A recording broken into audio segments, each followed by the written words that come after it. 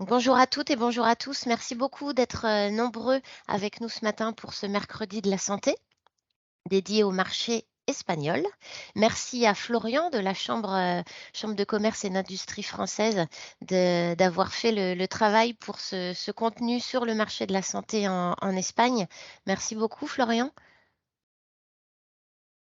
Alors, merci, merci à toi de nous avoir sollicités. Avec grand plaisir. Et j'aimerais remercier Pierre également, qui est avec nous, qui est basé à Madrid et qui va témoigner, qui va partager son expérience ce matin avec vous en deuxième partie de ce webinaire.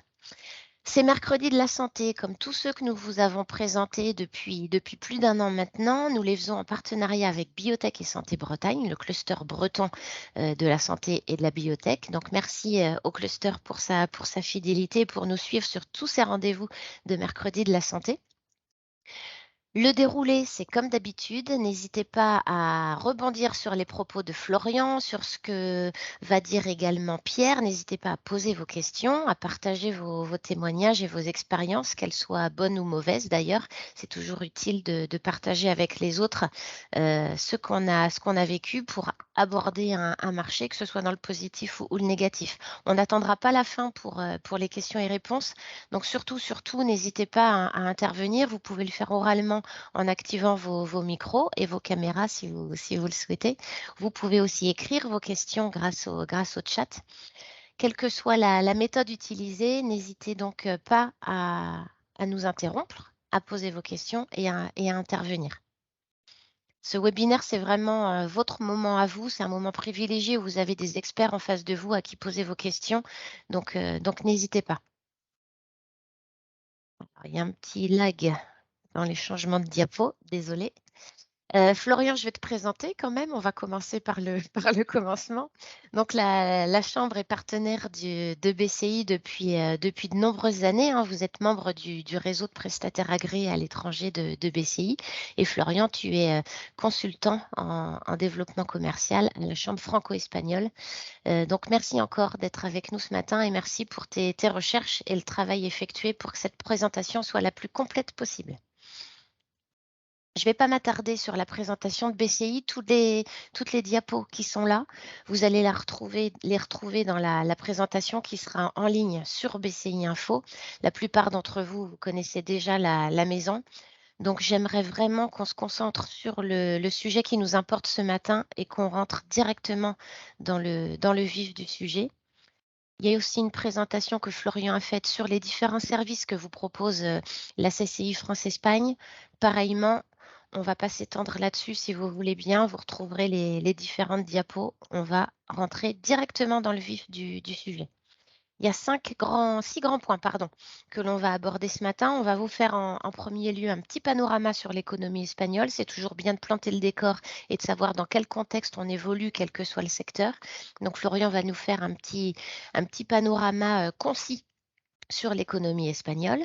Ensuite, nous aurons donc le témoignage de Pierre qui fait partie de la société A-Care Medical Interior. Je prononce bien Pierre? On dit bien A-Care?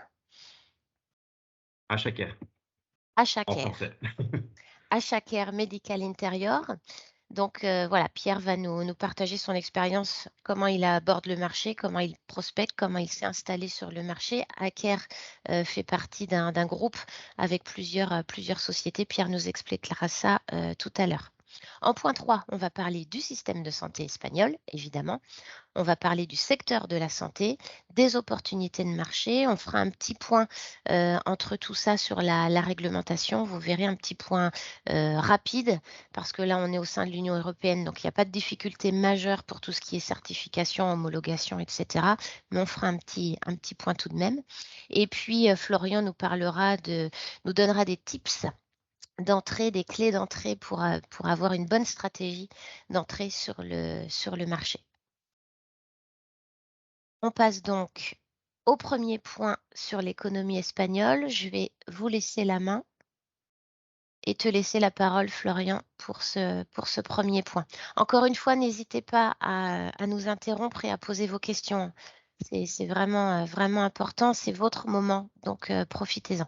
À tout à l'heure. Merci Karen. Donc bonjour à tous. comme l'a dit Karen, on va faire un petit point d'abord sur l'économie espagnole, assez rapide, 5 minutes environ. Donc, premièrement, retenez que l'Espagne, c'est le 4e pays le plus peuplé de l'Union européenne, avec 47 millions d'habitants. Et la particularité de l'Espagne par rapport à de nombreux autres pays européens, c'est que la population devrait croître dans les prochaines années.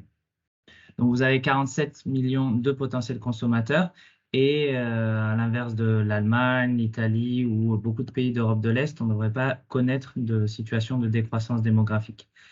Ensuite, autre donnée importante, c'est que l'Espagne, c'est la 4e économie de l'Union européenne en termes de PIB. Et vous le savez sûrement, mais le pays a été très durement touché par la crise de 2008, puis la crise de 2011-2012, qui était la crise de la zone euro et des dettes souveraines. Par contre, après, à partir de 2014, le pays a renoué avec la croissance et même rentré, comme vous le voyez dans le graphique en dessous, dans une phase de rattrapage. Vous avez en bleu foncé la croissance espagnole et en bleu très clair la moyenne de la zone euro. Donc, vous voyez que systématiquement, l'Espagne était au-dessus. Par contre, en 2020, il y a eu une dégringolade du PIB plus forte que dans les autres pays de l'OCDE. Pourquoi? Essentiellement du fait du poids du tourisme.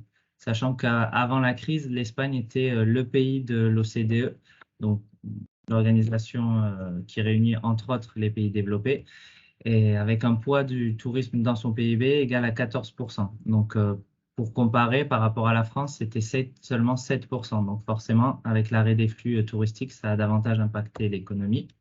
Par contre, on a eu un rebond assez fort en 2021 et en 2022, de mémoire, l'Espagne, parmi les grands pays développés, sera celui qui connaîtra la plus forte croissance. On va passer à la slide suivante.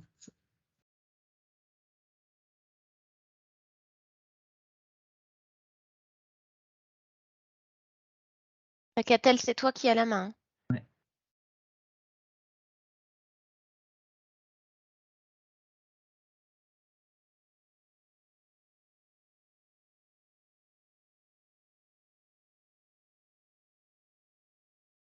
Ton micro est éteint. Ouais, je te disais, c'est toi qui as le contrôle, hein, normalement, Karen. Non, je ne l'ai plus. D'accord. Ça ne fonctionne pas quand je passe les slides.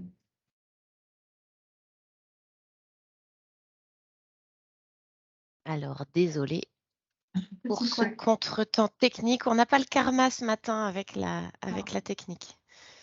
Des fois, ça bloque. Voilà. Il faut que tu repartages la présentation.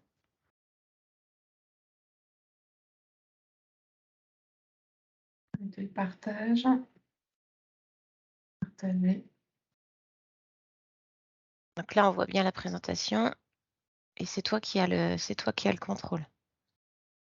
Ouais, du coup, ça ne fonctionne toujours pas.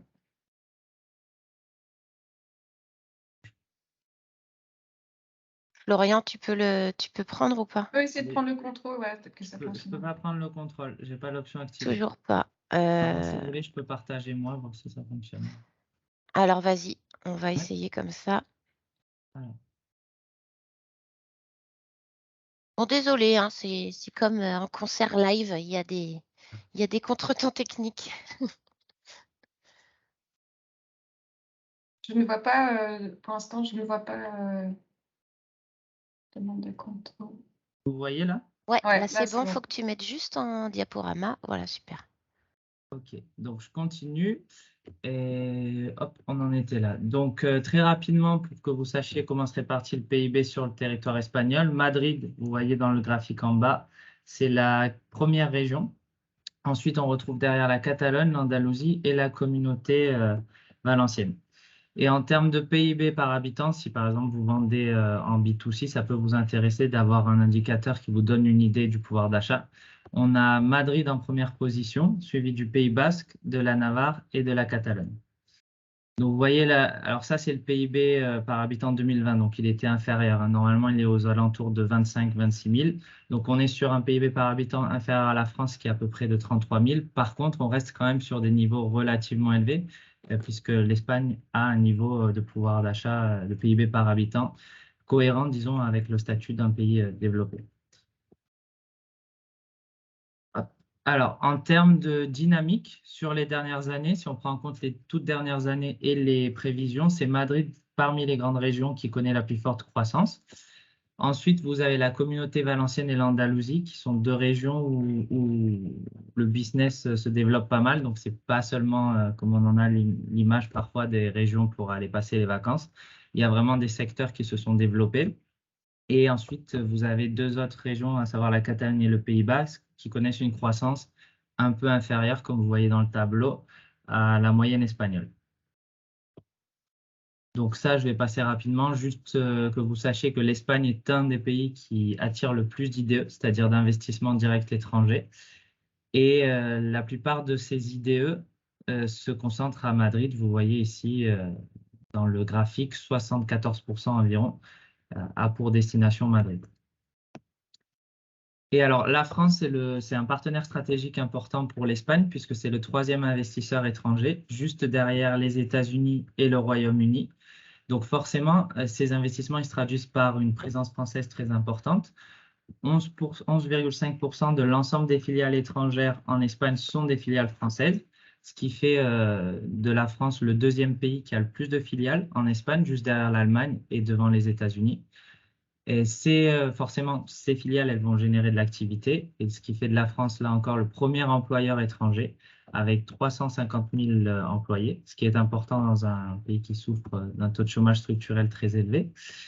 Et enfin, le dernier point, c'est que si on compare les filiales françaises avec l'ensemble des entreprises étrangères en Espagne, on se rend compte que les filiales françaises génèrent le deuxième chiffre d'affaires le plus élevé, juste derrière les États-Unis, avec environ 87 milliards d'euros. Donc voilà, c'était tout ce que je voulais dire pour une brève présentation de l'économie espagnole. Donc là, on va laisser la parole à Pierre pour le témoignage. Alors, est-ce que, Karen, j'arrête de partager ou comment on fait? Non, non, le plus simple, c'est que tu gardes la main. Du coup, il n'y a pas la diapo qui présente Pierre, mais il le fera tout aussi bien de vive voix que par une diapo. Donc, je vous laisse vous présenter, Pierre, et puis partager ce que vous souhaitez avec les entreprises qui sont avec nous ce matin. Merci encore.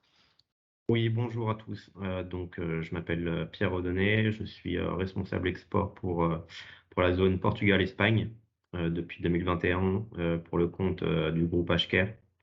Donc le groupe HCare, c'est une entreprise, c'est un groupe situé dans le nord-ouest de la France qui regroupe 4 marques qui sont Alibert Médical, Corona Médical, Sotec Médical et BMB Médical. Donc 4 marques qui se terminent par Médical. Donc ces 4 marques vont permettre d'équiper l'ensemble des hôpitaux. Des EHPAD, maisons de retraite et également le maintien à domicile. Voilà, donc depuis 2021, on a décidé de se positionner sur l'Espagne et le Portugal, étant donné que, pourquoi l'Espagne? Parce que c'est quand même géographiquement intéressant, on est à la frontière. C'est pas pour autant qu'il ne faut pas considérer l'aspect interculturel quand on souhaite se développer sur ce pays, notamment sur les communautés autonomes. C'est très important de soit y aller en direct, soit via une filiale, soit via un distributeur qui connaît déjà le marché présentement. Donc pourquoi l'Espagne? Nous, on a décidé d'aller sur l'Espagne parce que nos clients sont déjà sur place, parce qu'il y a un fort développement des constructions des hôpitaux et des infrastructures actuellement. Et également, en 2021-2022, l'Espagne a reçu beaucoup de fonds européens pour tout ce qui est infrastructure également. Et on a une population en Espagne qui est vieillissante, donc c'est intéressant de développer du business là-dessus. Donc voilà, pour ce que je conseillerais et ce qui s'est passé dans notre cas pour HCare, on a bien pris en compte, on cherche vraiment à prendre en compte l'aspect interculturel, on ne réagit pas de la même façon qu'au niveau national en France. Donc c'est important de s'assurer d'être en relation correcte avec nos clients, mais également avec nos distributeurs, par exemple. qu'est-ce que je dirais? Donc voilà, et depuis 2021, on a réussi à lever, on a fait plus de 45% sur la zone Espagne-Portugal. Et je travaille depuis la CCI à Madrid. Donc, nous avons des bureaux ici sur place, donc pour l'ensemble des VIE, volontaires internationaux en entreprise. Et les distributeurs, Pierre, sont présents. Vous avez un distributeur présent dans chaque grande région d'Espagne. Vous en avez. Comment vous êtes votre présence en termes de distributeurs? Comment vous êtes un petit peu structuré? Alors, au début, on a testé de travailler avec un distributeur au niveau national. Sauf qu'on s'est rapidement aperçu qu'encore une fois, pour nous, c'est très important d'avoir un distributeur qui pouvait couvrir, par exemple, le Nord, un autre distributeur qui pourrait couvrir la Catalogne, la région valencienne, et jusqu'à la partie de Murcia, et un autre, la région de Madrid. Donc c'est pour ça maintenant on a décidé de se développer avec principalement 2-3 distributeurs sur l'Espagne en général, pour qu'ils puissent être vraiment présents pour assurer le service technique après-vente, le SAV, pour qu'ils soient en contact permanent avec le client. Et également, en fait, avoir quelqu'un sur place de l'entreprise, c'est essentiel pour garder la relation, en fait. Parce que les Espagnols sont vraiment dans la relation et c'est très important qu'on noue une relation intéressante avec le client. Et pas qu'on laisse uniquement le distributeur faire son, son business de son côté et qu'on soit, entre guillemets, oublié après. Donc c'est pour ça que HCare a décidé de mettre une ressource humaine sur place à Madrid pour assister les distributeurs dans la formation, dans les capacités, dans la formation technique de vente, aller voir les clients avec le distributeur, c'est très important. Et le distributeur apprécie. Voilà. Est-ce que vous avez des questions? Merci Pierre. Est-ce qu'il y a des questions parmi les entreprises participantes? Oui, Des bonjour Sébastien. conseils à demander peut-être? Oui, bonjour Sébastien Duré, Société Open. Une question, Bonjour. vous avez développé surtout sur le secteur public, privé. Est-ce que vous avez une cible particulière en termes de segment de marché et quels résultats vous avez obtenus? Alors, donc, au niveau des hôpitaux et des infrastructures, c'est principalement du public. Il y a également du privé au niveau des hôpitaux, par exemple. Hôpitaux et également EHPAD, maisons de retraite. Donc, nous, on a décidé de se positionner sur du privé, essentiellement, en contact avec les centrales d'achat. Par exemple, on a du Sanitas, on a du Tiki Salud, les hôpitaux privés, par exemple. Et donc, on est en contact permanent avec ces centrales privées, en lien avec les distributeurs et nous-mêmes. Et jusqu'à aujourd'hui, donc entre 2021 et 2022, on a réussi à faire 45% supplémentaire de chiffre d'affaires sur la zone. Et en fait, on essaie vraiment de travailler en amont des projets, en identifiant correctement les besoins des hôpitaux, bon, en faisant du business. Mais parce qu'en fait, le prix, le coût est un facteur très, très important. Par exemple, dans les appels d'offres publics avec lesquels on travaille de temps en temps avec les distributeurs, on s'aperçoit que la pondération, c'est du 70% le prix et 30% la qualité. Donc, autant dire qu'on préfère travailler en amont en identifiant les projets pour ensuite pouvoir se positionner sur les appels d'offres correctement. Est-ce que je réponds à votre question? Oui, merci. Et donc, juste par rapport à la dernière phrase que vous avez donnée sur le prix, ça veut dire qu'aujourd'hui, vous avez dû faire un travail sur le modèle économique pour avoir des prix plus agressifs sur l'Espagne par rapport à ce que vous pouvez pratiquer en France, ou vous avez pu appliquer un peu les niveaux de grilles tarifaires des solutions françaises? On maintient nos prix. On maintient nos prix étant donné que c'est parce que c'est quand même de la qualité française. Et au niveau de la qualité, alors il y a beaucoup de fabricants espagnols sur les territoires. C'est pour ça en fait on maintient nos prix pour ce qui est de la qualité, parce qu'on n'a pas du tout la même qualité que les Espagnols. Et on a décidé plutôt de se positionner, en fait, de pas avoir peur de proposer le prix Après, on sait comment l'argumenter. On sait qu'on a une meilleure qualité du produit, on sait qu'on a des atouts techniques beaucoup plus avantageux, et au fur et à mesure, les clients, les hôpitaux s'en rendent compte et nous privilégient, nous, sur le long terme. Ok, merci. Merci pour la question. Est-ce qu'il y en a une autre? Et justement, dans les critères de choix éventuellement de vos clients, est-ce que du coup, le fait que vous soyez présent sur place, hein, vous pensez que ça a aussi ça a l'importance, en tout cas, ça joue dans les Éno- décisions? Ouais. Énormément.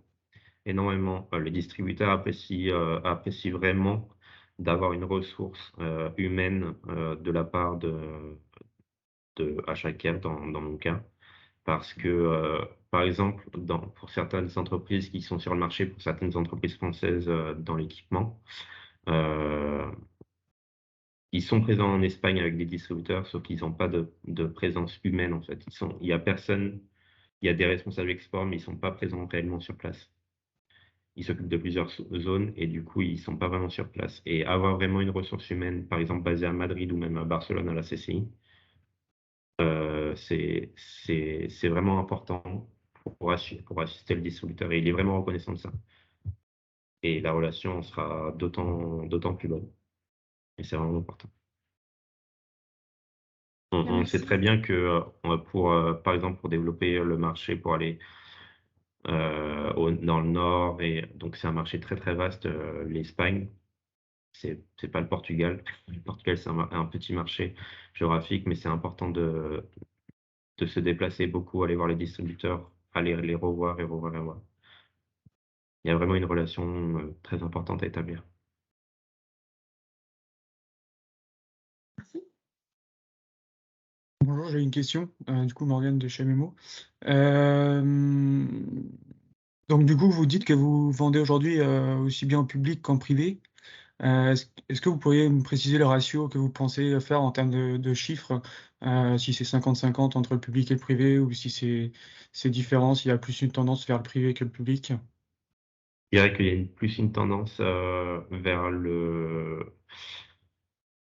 Euh, c'est assez c'est assez 50-50 parce que, en fait, étant donné que les hôpitaux publics sont majoritaires en Espagne, donc par exemple, c'est plutôt du 90% public et du 10% privé.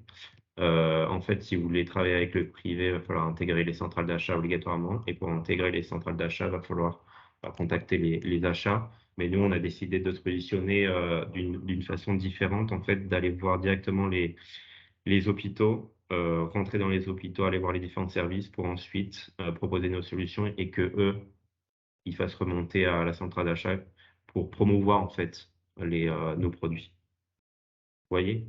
D'accord. Et ensuite, pour la partie publique, ben, en fait, c'est simple, entre guillemets, mais il faut se positionner en amont des projets, il faut guetter les constructions des nouveaux hôpitaux, par exemple. En Espagne, il y a plusieurs magazines, sites internet site internet qui sont très intéressants, comme Planta Doce, qui recense l'ensemble des constructions des hôpitaux euh, en Espagne.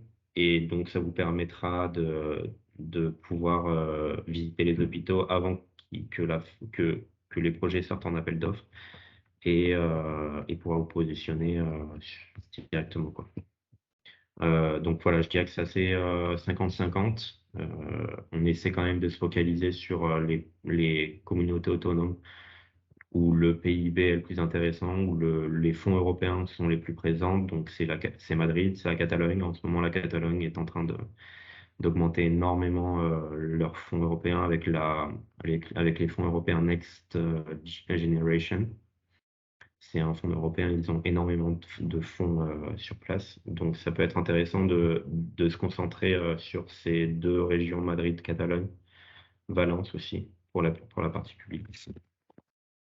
Et après, Ok, merci beaucoup. à savoir que les centrales d'achat privées sont principalement basées à Madrid. Donc tout ce qui est Ok, Sanitas, Quirónsalud, Vitas, etc. parfait, merci. Est-ce que je réponds à votre question? Oui, oui, très bien, merci.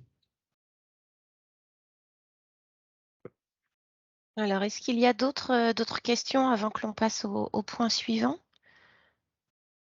Florian, tu es avec nous? On a perdu la présentation, du coup. Ah, Est-ce ok. qu'il y a d'autres questions? Si ce n'est pas le cas, on va poursuivre. Merci beaucoup, Pierre, en tout cas, pour ce témoignage et ce partage. Merci de nous avoir consacré de votre temps précieux ce matin. Merci beaucoup. Avec plaisir. Alors, je vais remettre la présentation. Super. Ouais, ok, super. Et donc maintenant, on va faire un petit point déjà sur le système de santé en lui-même.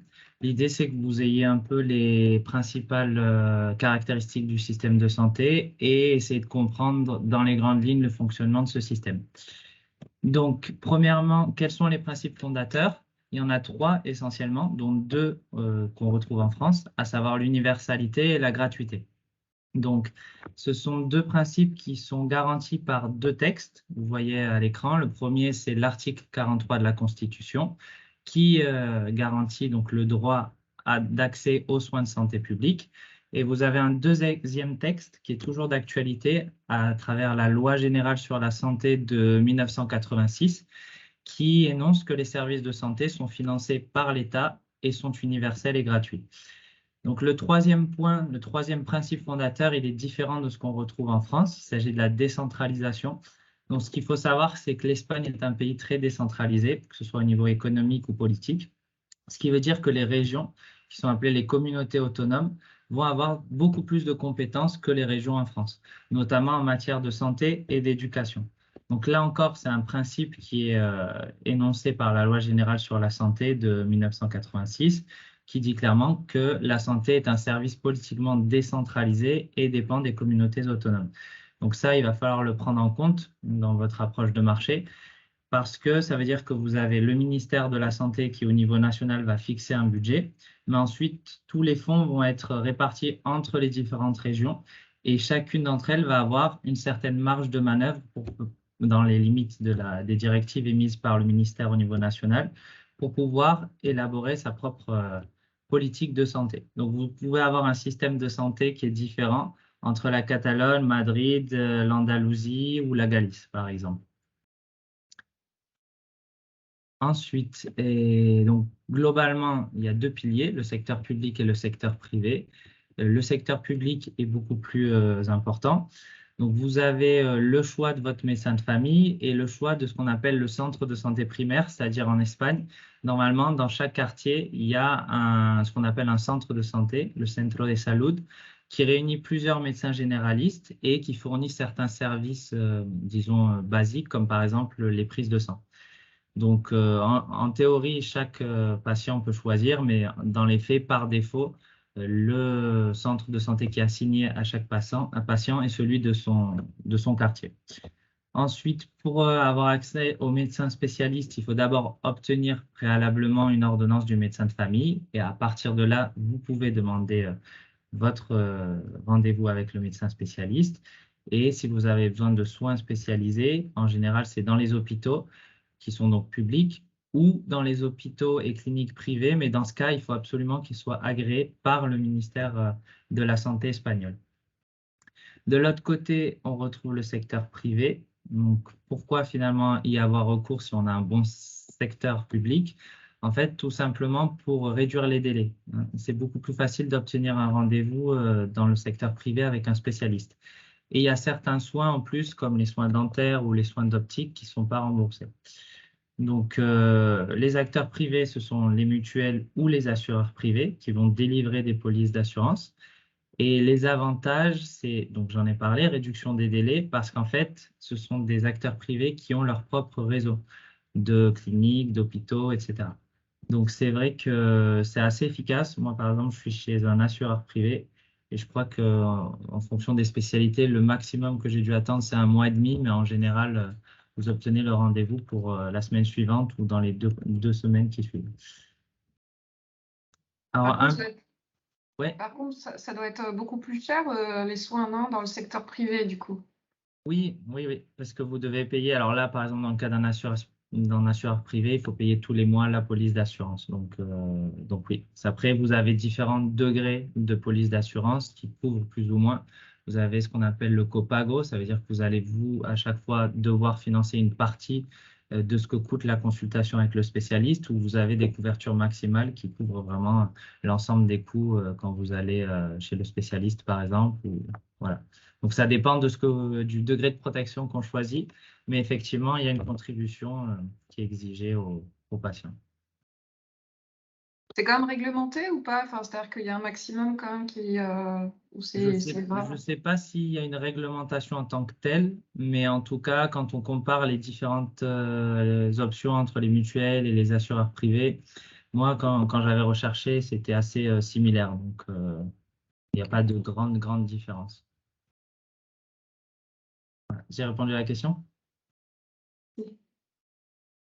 Alors, sur l'état de santé de la population, quelques indicateurs pour que vous sachiez où en est l'Espagne. Donc, en termes d'espérance de vie, à la naissance, l'Espagne est le premier pays de l'Union européenne et fait partie des meilleurs pays au monde.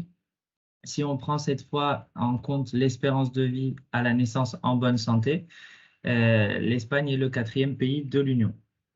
Donc, elle fait mieux que la France, qui est à la 10e position, sachant qu'en termes d'espérance de vie à la naissance en bonne santé, l'Espagne a à peu près 2 ans de plus que la France. Je crois qu'en France, on doit être à 66, enfin, il faudrait que je revoie les chiffres, mais il y a quand même un écart assez conséquent entre les deux pays. Ce qui, notamment, a un impact, par exemple, dans le débat des réformes de la retraite. En termes de santé mentale, c'est un débat qui a émergé avec la crise du Covid, comme ce qu'on a vu en France.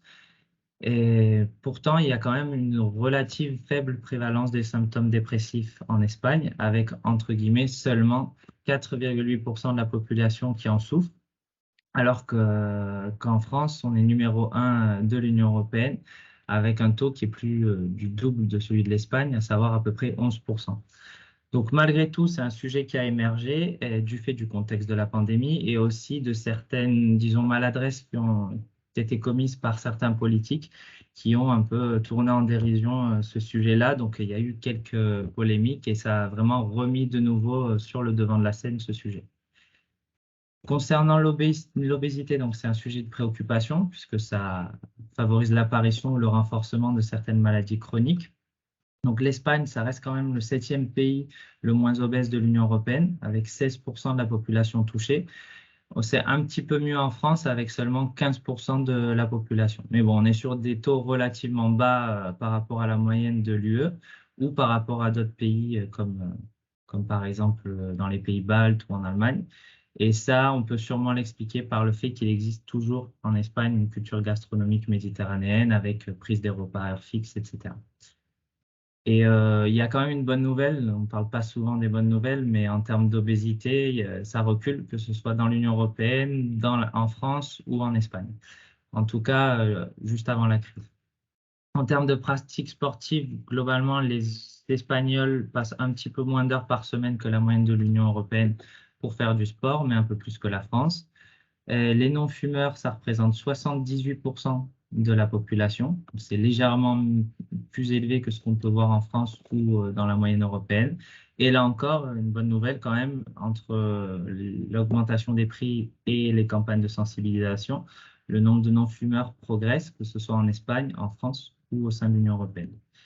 Et le dernier point sur l'alcoolisation importante, donc 83% des Espagnols ne connaissent jamais d'épisode d'alcoolisation importante. C'est beaucoup plus que l'Union européenne ou la France. Donc vous voyez que l'Espagne est mieux positionnée sur ce sujet. Et moi, je pense qu'il faudrait regarder les chiffres, mais ça ne veut pas dire forcément que la consommation moyenne est inférieure.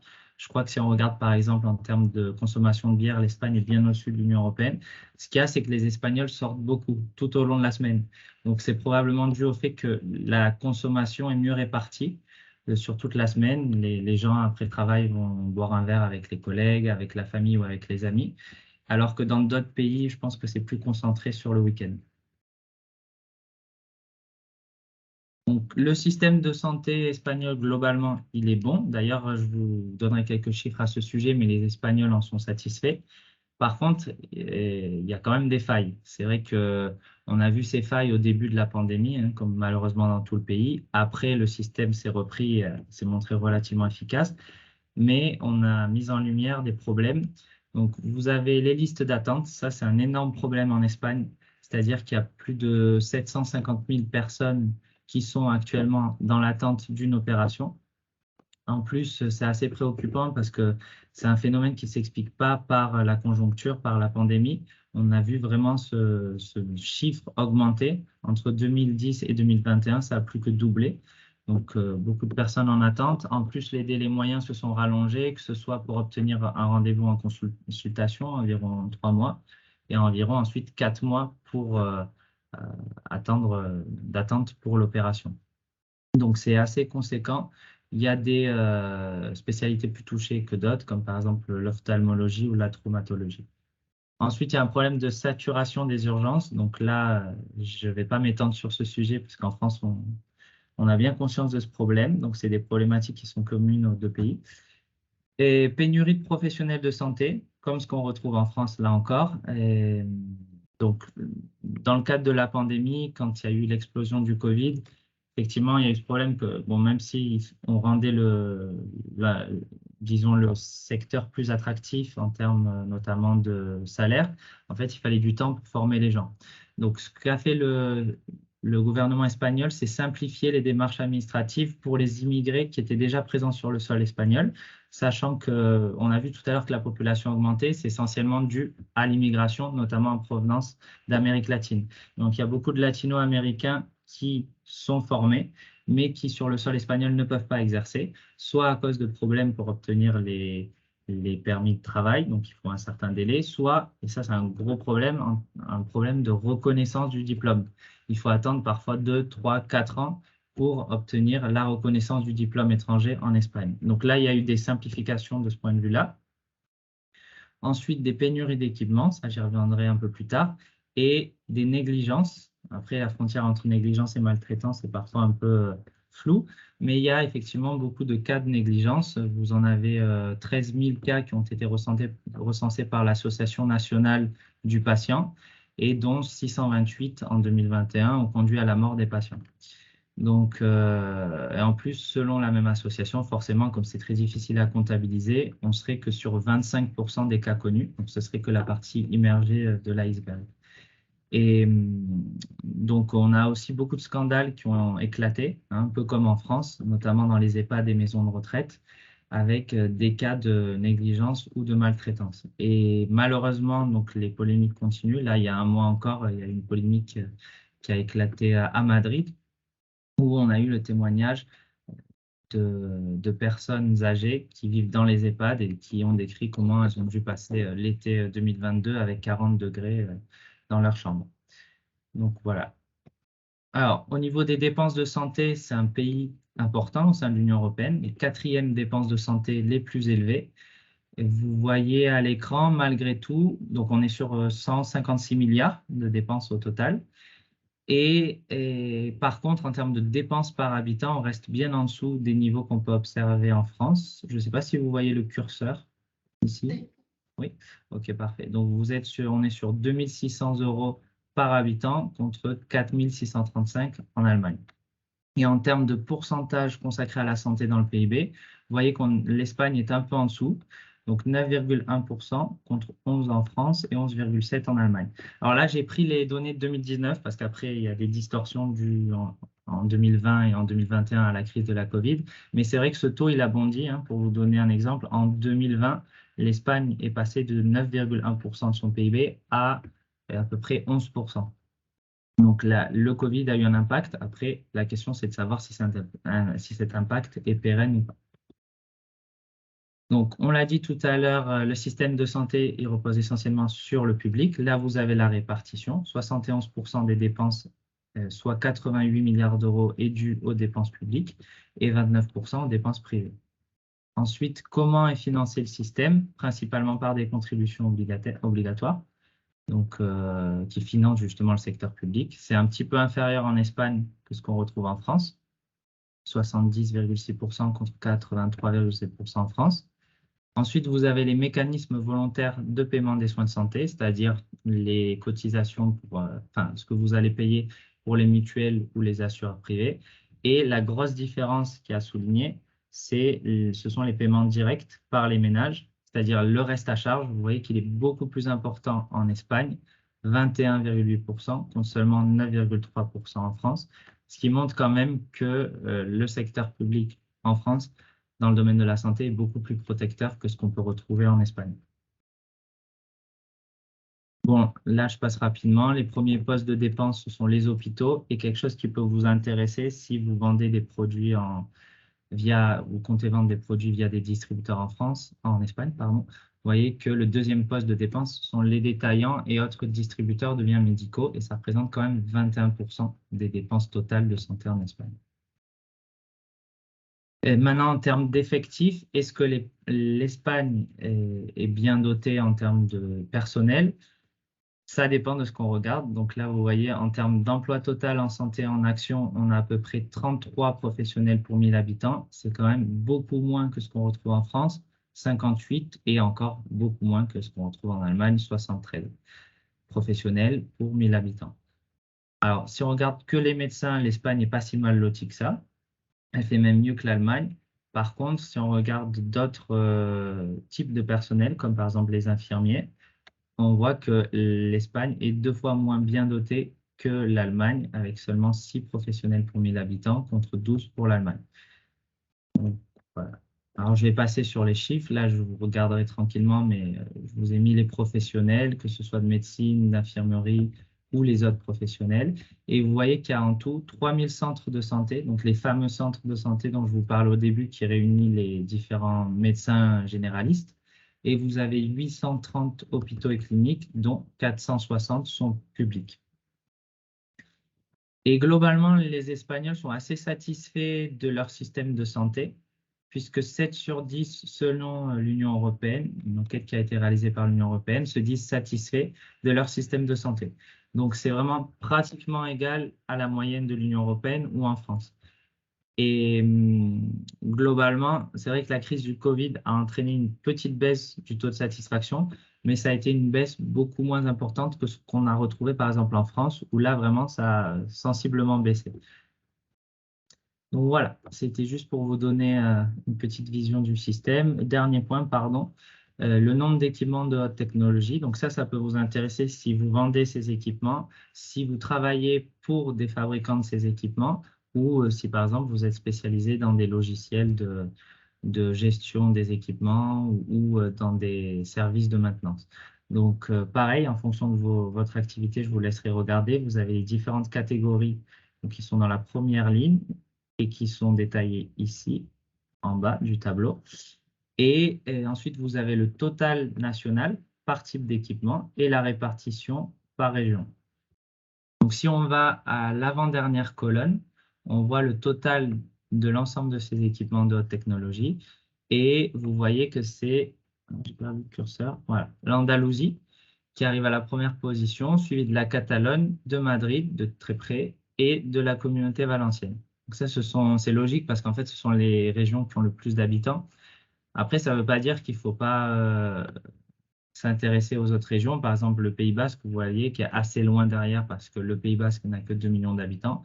Peut-être que ça va être un marché, on ne sait pas, plus facile que de pénétrer l'Andalousie, sachant qu'au Pays Basque, vous avez une densité de population qui est plus importante, donc ça va peut-être être plus facile pour aller visiter les hôpitaux, les cliniques, etc.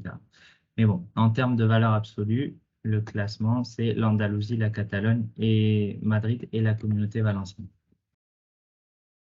Voilà.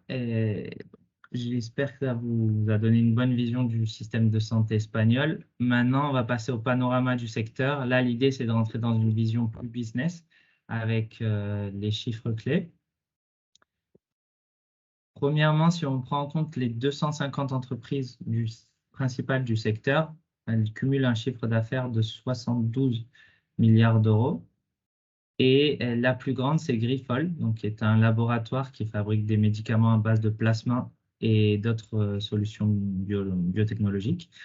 Vous avez en deuxième position Cofares, qui est une coopérative de pharmacie, et en troisième position Adeslas, qui est un assureur privé. Donc, ces 250 entreprises, elles représentent 306 021 emplois.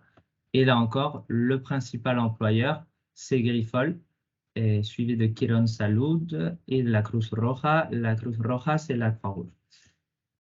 Donc, en termes de répartition de ces grandes entreprises, ce sont surtout des laboratoires pharmaceutiques à hauteur de 41%, suivi d'entreprises d'équipement médical et chirurgical, 19,2%, et des compagnies hospitalières, 11,2%. Voilà, je ne sais pas si vous avez des questions, n'hésitez pas à m'interrompre.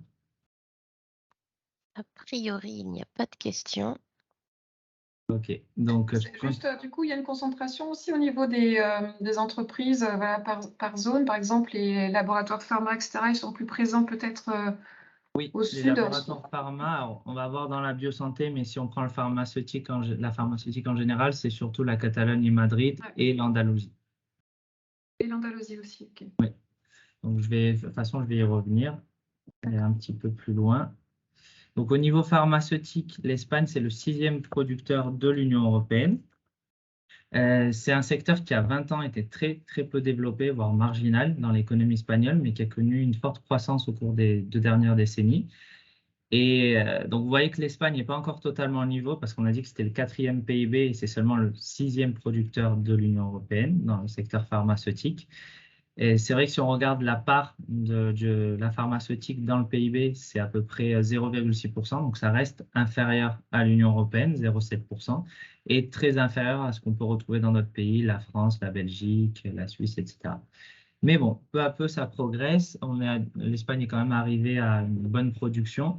Et ce qui est positif, c'est que la tendance se poursuit. Donc, dans les prochaines années, ça devrait être un secteur assez porteur. D'autant plus que beaucoup d'entreprises décident de choisir l'Espagne pour produire, parce qu'on est dans un contexte particulier où la Chine a encore des fermetures d'usines, où il y a eu récemment quand même une envolée des prix du transport international. Jusqu'à peu, il y avait des pénuries de conteneurs. Donc, les entreprises françaises, au lieu d'aller en Asie, essayent de rapprocher un peu leur production, tout du moins pour les nouveaux projets, et de choisir l'Europe qui simplifie un peu la gestion logistique et évite les ruptures de la chaîne de production et d'approvisionnement. Donc, le secteur de la santé en Espagne, ça augmente fortement et on a de plus en plus d'entreprises françaises qui s'y intéressent. Et donc, ça génère au total 42 000 emplois directs. Donc, c'est le 4e pays de l'Union européenne en la matière. Et 170 000 emplois indirects. Là encore, 4e pays de l'Union européenne. Si on va maintenant sur un sous-secteur qui est la biosanté, l'Espagne est quand même relativement bien positionnée puisque c'est le 12e producteur de brevets au monde en biotech et le 5e au niveau européen. Donc, ça, c'est pour la partie production d'idées, production de brevets. Et sur la partie plutôt consommation, c'est le 4e marché de l'Union européenne en termes de chiffre d'affaires. Alors, Catel, tu demandais tout à l'heure la répartition. Là, j'ai mis la répartition des compagnies, des entreprises de biotechnologie. Alors, attention, dans biotechnologie, il y a de la biosanté, mais il peut y avoir aussi de l'agrotech, par exemple. Mais donc, c'est les chiffres qui sont publiés par l'ISEX, qui est l'équivalent de Business France en Espagne. Vous avez 25% en Catalogne, d'entreprises qui sont présentes. Ça ne veut pas dire 25% du chiffre d'affaires, c'est bien en nombre d'entreprises. 19% à Madrid, 16% en Andalousie et 10% dans la communauté valencienne. Donc la communauté valencienne, c'est un peu plus dû à l'agrotech, tandis qu'en Andalousie, par exemple, c'est une région qui est moins connue, parce qu'on se focalise beaucoup sur Madrid et Barcelone. Mais en fait, c'est très intéressant au niveau de la biosanté. Et on a un exemple concret en début d'année, au premier semestre. On a été approché par une grande entreprise du secteur de la santé qui souhaitait ouvrir une nouvelle usine, une grande usine en Europe. Donc, ce qu'elle a fait, c'est qu'elle a mis en concurrence tous les pays de l'Union européenne. Elle a présélectionné la France et la Pologne et ensuite nous a mandaté pour faire une étude de marché et leur faire une recommandation en ce qui concerne le lieu d'implantation de leur futur site. Donc nous, ce qu'on a fait, on a fait ce travail-là et on s'est rapproché des différentes agences de promotion des différentes régions et on a recommandé finalement l'Andalousie. Ensuite, on a accompagné l'entreprise et c'est vrai que On leur a fait visiter bien sûr les terrains, les universités, l'écosystème et la région, le gouvernement régional. Et c'est vrai que l'Andalousie, il y a beaucoup d'avantages. Vous avez une main-d'œuvre bien formée, des terrains disponibles à des prix raisonnables et un écosystème surtout assez important. Donc voilà.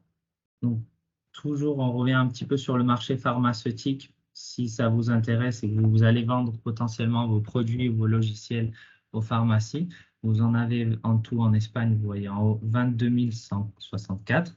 C'est plus que ce qu'on voit en France, 20 736. Et pour que vous ayez ce chiffre en tête, l'Espagne, c'est le premier pays européen qui a le plus de pharmacies sur son territoire.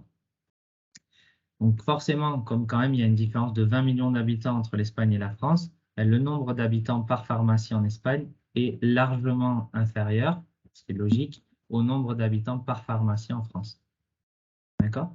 Donc par contre, quand on regarde le chiffre d'affaires, là, c'est l'Espagne 21 milliards d'euros et presque le double, 41 milliards d'euros en France.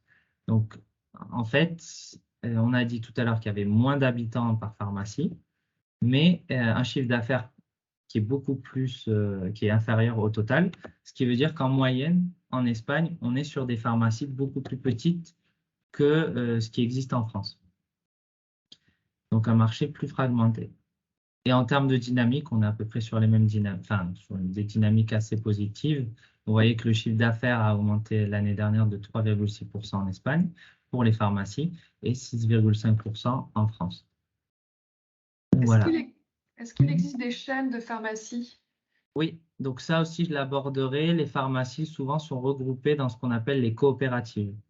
Donc, on va les voir juste après. En fait, c'est des coopératives qui vont être des sortes de centrales d'achat pour les pharmacies qui sont membres du réseau. Et justement, on va le voir, c'est ce qui est le plus courant en Espagne.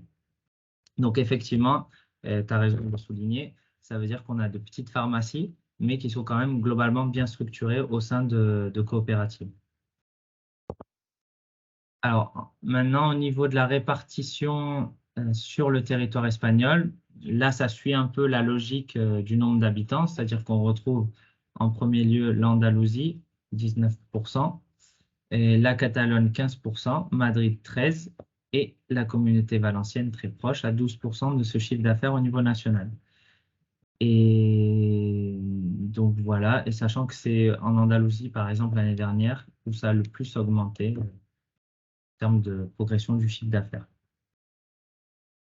Alors là, on va rentrer un petit peu plus dans les détails. L'idée, c'est de voir la répartition par type de produit. Et donc, c'est un graphique qui est quand même relativement complexe à première vue. Donc, on va essayer de le déchiffrer ensemble. Vous avez d'une part en bas à gauche le marché des médicaments et d'autre part en haut à droite le marché de la vente libre, ce qu'on appelle le marché du grand public. Donc, si on regarde le marché des médicaments, on voit qu'il a généré 16,4 milliards d'euros, ce qui représente ici, si on regarde sur le cercle, 76,5% du marché total pharmaceutique. Et si on rentre un petit peu plus dans les détails, on constate que les médicaments avec ordonnance, c'est 15,2 milliards d'euros. Donc là, dans le cercle suivant, vous avez juste les médicaments avec ordonnance jusqu'ici, 71% du marché. Tandis que les médicaments sans ordonnance, c'est beaucoup moins important, bien évidemment, seulement 1,2 milliard d'euros, c'est-à-dire 5,5% du marché. Et maintenant, si on va du côté du marché de la vente libre, ça génère 6,2 milliards d'euros, soit 29% du marché dans son ensemble. Alors là, juste la petite difficulté qui peut créer la confusion sur le graphique, c'est que vous avez la partie des médicaments avec ordonnance, sans ordonnance, qui peut être considérée aussi bien comme appartenant au marché des médicaments qu'au marché grand public. Et après, je vous laisserai regarder en fonction de vos intérêts, mais sur chaque cercle, vous avez un degré de précision en fonction du type de produit qui est plus important. Par exemple, là, on regarde la nutrition, c'est 600 millions d'euros, et on voit dans ce cercle que c'est 3%. Et ensuite, si on veut aller encore à un niveau de précision plus important, vous avez ici la nutrition infantile, donc qui fait partie de la nutrition. qui génère 178 millions d'euros. Et donc, on retrouve, sauf erreur de ma part, ici. D'accord? Donc voilà, l'idée, c'est un peu d'avoir plus de détails en fonction de vos intérêts et de votre activité. Je vais passer aux produits sanitaires, qu'on appelle Tecnología Sanitaria en espagnol. Donc, vous avez un chiffre d'affaires pour l'ensemble des produits sanitaires, qu'il s'agisse de gel, masques, respirateurs, de 8,8 milliards d'euros. Ça représente quand même pratiquement 0,8% du PIB. Et forcément, compte tenu du contexte, en 2019, en 2020 et 2021, la croissance du chiffre d'affaires a été très importante. Donc, vous voyez, de 2020 par rapport à 2019, c'est plus 11%. Forcément, plus de gel, de masques et de respirateurs vendus. Et vous avez sur le sol espagnol, là on parle des fabricants qui sont présents sur le sol espagnol, vous avez 240 entreprises et 10% de grandes entreprises. Elles génèrent près de 28 000 emplois directs et 100 000 emplois directs. Donc c'est quand même un secteur relativement important, surtout pour un pays qui a beaucoup de chômage. Là, je vous ai mis la répartition par type de produit. Donc, alors, là, dans ce graphique, ça dépasse 100% parce qu'à chaque fois, on demande aux entreprises, par exemple, est-ce que vous produisez des dispositifs médicaux à usage unique? 32% disent oui, mais une entreprise qui fabrique ce genre de produit peut aussi parallèlement fabriquer des produits d'électromédecine. Donc, vous avez un total qui est supérieur à 100%. Donc, disons que les produits les plus fréquents sont les dispositifs médicaux à usage unique, l'électromédecine et les diagnostics in vitro. Où se situent ces entreprises de produits sanitaires cette fois? Principalement en Catalogne, 35%, et Madrid, 21%. Et si on regarde les grandes entreprises, elles sont encore plus situées en Catalogne et à Madrid. Mais bon, globalement, ça reste quand même les deux régions phares, c'est vrai. Mais ce qu'on constate, c'est que de plus en plus, les nouveaux projets ou les nouvelles installations d'entreprises se font à Valence et en Andalousie. Ce sont vraiment deux régions qui croient fortement. Et c'est une tendance qu'on observe dans beaucoup de secteurs, du fait notamment de l'émergence du télétravail et un peu du changement de concept qui consiste aux entreprises à essayer de se placer où elles peuvent le plus facilement attirer les employés, les talents. Donc, je vais passer rapidement. C'est un secteur déficitaire, malheureusement. Donc, vous avez ici, vous voyez dans la dernière colonne, un déficit commercial de 4 milliards d'euros. Et ce déficit, il s'explique par le fait que même si les exportations ont fortement augmenté, les importations, malheureusement pour l'Espagne, ont augmenté encore plus vite. En termes de réglementation, il n'y a pas grand-chose à dire. Le marquage CE que vous devez connaître, et qui est aussi applicable aux dispositifs de seconde main d'occasion. Et vous avez quand même une exception, mais là, on rentre vraiment dans du très particulier, des dispositifs médicaux sur mesure ou qui sont utilisés dans le cadre d'essais cliniques, par exemple, où là, il n'y a pas besoin du marquage CE. Par contre, il faut passer par une autorisation préalable de l'Agence espagnole des médicaments et des dispositifs médicaux. Sur les achats publics, donc les appels d'offres sont obligatoires à partir de 15 000 euros. Et vous avez la loi de contratación pública qui a été validée en 2018, conformément à la norme européenne, donc qui permet, en théorie du moins, une meilleure prise en compte de la qualité. Donc ça, vous voyez que bon, c'est vrai, mais en partie seulement, puisqu'on a vu que Pierre nous a dit que ça restait quand même le prix qui était le critère le plus important. Et on a une division des appels d'offres en lots pour faire de plus petits lots et faciliter la participation aux appels d'offres des petites et moyennes entreprises. Sur les opportunités de marché maintenant, alors ça c'est toujours compliqué à identifier parce que ça va dépendre de votre produit, de votre sous-secteur, de votre stratégie. Et en plus, il y a toujours différentes manières d'analyser une situation. C'est-à-dire, si je vous dis, par exemple, les exportations françaises en Espagne sont très fortes dans tel secteur ou dans tel sous-secteur, vous pouvez me dire, oui, mais c'est peut-être que justement, maintenant, le marché est saturé. Alors que si, à l'inverse, je vous dis, les exportations françaises dans tel sous-secteur sont pas très élevées, donc a priori, pas d'opportunité, vous pouvez me répondre, oui, mais ça veut peut-être dire qu'il y a une marge de progression qui est encore importante. Donc voilà, tout est subjectif dans cette partie. Je vais juste vous donner quelques informations pour vous guider. Donc, on va analyser déjà les relations commerciales bilatérales France-Espagne. Globalement, c'est très dur à analyser parce qu'effectivement, le secteur de la santé est très large. Donc, vous avez des produits sanitaires dans beaucoup de codes douaniers. Et en plus, parfois, vous avez des codes douaniers qui réunissent des produits de la santé et des produits qui ne font pas partie de ce secteur. Donc, moi, ce que j'ai décidé, c'est de prendre 5 codes douaniers comme référence. Les produits pharmaceutiques, les instruments et appareils pour la médecine, chirurgie, dentaire, vétérinaire, le mobilier, les appareils respiratoires et masques à gaz. Donc là, vous voyez déjà, méthodologiquement, ce n'est pas parfait, parce que les masques à gaz, ce n'est pas forcément pour le secteur de la santé.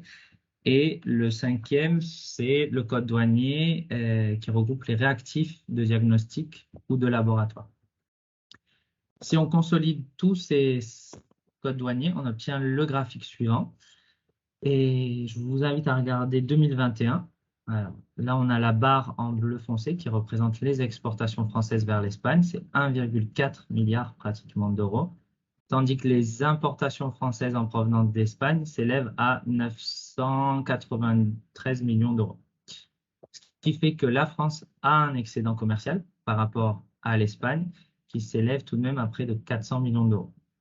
Et si on prend un petit peu de recul par rapport au graphique, on voit que de 2016 à 2021, les exportations françaises ont augmenté et plus vite que les importations, puisque vous voyez, notre excédent, au final, a augmenté jusqu'à 2018 et ensuite, il s'est stabilisé, disons, autour de 400 millions d'euros par an. Alors, maintenant, j'ai refait ce travail, mais par code douanier. Donc, j'ai fait un tableau pour voir si vraiment il y avait un sous-secteur parmi les 5 codes douaniers analysés qui se détache. La réponse est oui, il y en a un, à savoir les produits pharmaceutiques. C'est quand même 1,1 milliard d'euros de nos exportations, sachant qu'au total, c'est 1,3, donc c'est clairement le secteur phare. Et ça génère plus de la moitié de l'excédent commercial français, avec 215 millions d'euros sur à peu près 400 millions d'euros. Mais bon, ça ne veut pas dire que dans les autres sous-secteurs, il n'y a pas d'opportunités. Vous voyez, on est déjà excédentaire sur tous les codes douaniers. Et en plus, vous en avez un qui est particulièrement important ici, 121 millions d'euros, qui concerne les instruments et appareils pour la médecine, chirurgie, le dentaire et le vétérinaire. Donc, l'Espagne, c'est un partenaire stratégique pour la France. Pourquoi? Parce que, comme vous le voyez ici, c'est notre 6e client, donc la 6e destination de nos exportations. Si on regarde cette fois du côté des fournisseurs, c'est notre 10e fournisseur. OK. Alors, est-ce que c'est le cas finalement? Est-ce que l'Espagne est un client important sur tous les codes douaniers analysés? La réponse est oui. Donc là, concentrez-vous peut-être juste dans le cadre de cette présentation sur cette colonne-là. Si on regarde les exportations françaises, on analyse le classement de l'Espagne et on voit que sur tous les codes douaniers, l'Espagne est entre le 3e et le 7e client. Donc, c'est vraiment un partenaire stratégique. Et maintenant, ce qui est intéressant, c'est de faire le travail inverse. Est-ce que la France est importante dans le commerce espagnol? La réponse est oui. Pourquoi? Parce qu'on est le 4e client de l'Espagne et surtout, ce qui vous intéresse plus particulièrement, le 6e fournisseur espagnol. Donc, ça permet d'identifier nos principaux concurrents, à savoir la Suisse, les États-Unis, l'Allemagne, les Pays-Bas et la Belgique. Et est-ce que la France est un fournisseur important sur tous les codes douaniers analysés? La réponse est oui. On va regarder cette fois cette colonne-là, importation espagnole, et on voit que la France, systématiquement, sur les 5 catégories de produits, est située entre le 3e et le 6e fournisseur. Voilà, alors au-delà des échanges commerciaux, il y a aussi l'aspect investissement, sachant que la France, dans le secteur de la santé, c'est quand même le 9e pays investisseur, donc avec un stock d'investissement de 400 millions d'euros. Et si on regarde cette fois juste sur les investissements qui ont été réalisés en 2021, on voit que la France fait un bond, puisqu'elle se classe à la 3e position. Ça a représenté l'année dernière 22% de l'ensemble des investissements étrangers en Espagne. Et ça, c'est assez parlant puisque ça correspond un petit peu à la tendance dont je vous parlais, c'est-à-dire que la France regarde de plus en plus l'Espagne. Comment? Pardon, excuse-moi. Oh, Il y a pas de notre souci. chère Karen qui s'en allait, c'est pour ça. Pardon. D'accord. Et donc, vous voyez que ça correspond à cette tendance où, dans les prochaines années, la France va sûrement bien se classer parmi les pays investisseurs parce que, du fait du contexte, les entreprises françaises essayent d'avoir plus de production en Europe que dans d'autres parties du monde. Et en termes économiques, ça génère 5000 emplois, en grande partie à Madrid. Et si on compare les filiales françaises en Espagne par rapport aux filiales étrangères, ça génère le 6e chiffre d'affaires le plus élevé, 880 millions d'euros. Autre point important, la silver economy, donc c'est-à-dire des personnes âgées. Je vous ai mis la pyramide des âges de la France et de l'Espagne. Et là, vous avez dans l'axe des ordonnées les tranches d'âge. Donc, plus on monte vers le haut, plus ce sont des personnes âgées. Plus on va vers le bas, plus ce sont des personnes jeunes. Et vous avez à chaque fois le pourcentage, par exemple, de cette tranche d'âge, 45-49, dans la population masculine et dans la population féminine. Donc, vous voyez que, en fait, pour le moment, l'Espagne est un peu moins touchée que la France par le vieillissement de sa population. Mais en fait, dans les prochaines années, ça va s'accélérer beaucoup plus vite qu'en France. Pourquoi? Parce qu'on voit qu'il y a une base ici qui est très réduite. Ça veut dire que les jeunes sont de moins en moins nombreux. En tout cas, moins nombreux que ce qu'on peut voir ici en France. Sur les 0,4 ans, par exemple, la part des 0,4 ans est supérieure. Vous voyez, 2,8% pour la population masculine contre seulement 2,2% en Espagne. Donc, vous allez avoir cette grosse cohorte ici de tranche d'âge qui va augmenter alors que vous avez de moins en moins de jeunes. Bon, pour le moment, si on prend le classement des pays les plus vieux, entre guillemets, où la part des plus de 65 ans est élevée, vous avez le Japon, l'Italie, le Portugal, la Finlande et la Grèce, pratiquement tous des pays européens, la France en 13e position et l'Espagne en 21e position. Mais comme je vous dis, ça va s'accélérer très franchement là dans les prochaines années pour l'Espagne. Donc, je vais passer un peu plus rapidement. Ici, sur la silver economy, en termes d'importance de poids dans le PIB, c'est 130 milliards d'euros et 2 millions d'emplois. Le problème, quand on vous parle de secteurs comme la silver economy, c'est que ça regroupe des activités très diverses. Donc, on peut très bien imaginer qu'on parle également d'agences de voyage spécialisées pour les personnes âgées. Donc, j'ai essayé de trouver juste une catégorie un peu plus précise. C'est la plus précise que j'ai trouvée. Donc, c'est celle-ci, administration publique, éducation, santé et services sociaux. Et là, on voit que ça représente 24 milliards d'euros et 480 000 emplois. Donc, tout ça, ça va augmenter. Dans les prochaines années, on va avoir une augmentation du marché puisque le nombre de personnes âgées va également progresser. Et quand vous pensez... Oui. Peut-être pas. Peut-être autant l'Espagne, effectivement, vieillit moins vite que les autres, mais par contre, est-ce que du coup l'Espagne devient une destination justement où veulent vieillir les seniors étrangers? C'est ça. C'est ça aussi l'intérêt de la chose. Oui, c'est cette slide-là en fait. C'est justement sur le fait qu'il faut prendre en compte qu'il y a les personnes âgées, qui sont bien sûr espagnoles, mais aussi les étrangers, enfin les personnes âgées d'autres pays européens, comme par exemple les Pays-Bas, le Royaume-Uni, qui choisissent comme destination l'Espagne pour passer leur retraite. Donc, vous voyez que sur les 5-6 millions d'étrangers présents en Espagne, vous avez 621 000 pratiquement étrangers de plus de 60 ans. Donc, et ce qui est intéressant, quand on analyse d'où proviennent les étrangers dans la population des plus de 60 ans étrangères, on se rend compte que c'est essentiellement de l'Union européenne, du Royaume-Uni, qui sont des pays, entre guillemets, à fort pouvoir d'achat. Et là, j'ai juste comparé la population des étrangers à la population étrangère des plus de 60 ans. Et ce qu'on remarque, c'est que par exemple, le Maroc, qui est très présent sur la population étrangère totale, chute quand on parle des plus de 60 ans. Alors que c'est l'effet inverse. Par exemple, le Royaume-Uni, vous voyez qu'il n'y a pas tellement de Britanniques sur le sol espagnol, étranger. Par contre, quand on parle des Britanniques de plus de 60 ans, là, ça monte à 22%. Donc, ça montre bien qu'a priori, ce sont plutôt des personnes âgées issues de pays à fort pouvoir d'achat, donc le reste de l'Union européenne, qui s'installent en Espagne. Alors, je vais en termes culturels, comment ça se passe? Est-ce que du coup, le vieillir en Espagne, ça se fait essentiellement encore intergénérationnel, ou est-ce que du coup, les Espagnols se tournent aussi de plus en plus vers tout ce qui est système d'EHPAD, résidence senior, etc.? sur les systèmes d'EHPAD, effectivement, ça je pense que faudrait voir un peu la répartition, mais je pense que c'est un peu comme la France. Je ne sais pas si c'était ta question, si j'ai bien compris, mais Est-ce que du coup, culturellement, dans quelles conditions les Espagnols souhaitent vieillir? Alors, je Est-ce que pense que c'est c'est- un peu pareil qu'en France, en tout cas dans le débat public. J'ai pas les chiffres sur le pourcentage qui va par exemple dans les EHPAD ou ou reste chez eux à domicile, mais on a la même volonté du gouvernement justement d'impulser le maintien à domicile. Donc c'est vraiment la même situation qu'en France parce qu'il y a eu beaucoup de scandales dans les EHPAD et parce que justement les Espagnols aussi sont demandeurs. Donc il y a de plus en plus d'aides qui sont apportées par le gouvernement. D'ailleurs, je crois qu'il y a un plan de 600 millions d'euros pour aider les personnes âgées à rester chez elles. Donc, c'est une demande de la population. D'accord. Vous avez un autre point qui peut être intéressant, le tourisme médical. Donc, selon le Medical Tourism Index, l'Espagne serait le 4e pays en termes de potentiel pour recevoir le plus de tourisme médical, même si dans les faits, l'Espagne a pris beaucoup de retard. Hein. C'est fait partie des 10 premiers pays, mais pas encore au niveau totalement. Donc, c'est 1,2 milliard d'euros. Ça a quand même doublé depuis 2006 et c'est essentiellement pour certaines spécialités comme la reproduction assistée, l'ophtalmologie, la chirurgie orthopédique ou la chirurgie plastique.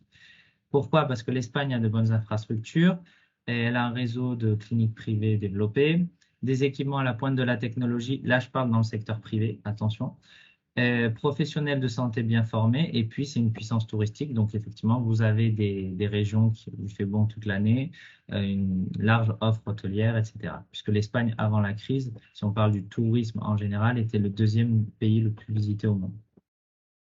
Le sous-équipement chronique, donc ça peut paraître bizarre de parler de cet élément comme d'une opportunité, mais ça l'est, parce que vous allez voir qu'il y a un sous-équipement en Espagne, mais le plus important, une volonté de rattraper ce retard. Donc ça veut dire qu'il y a une marge de progression.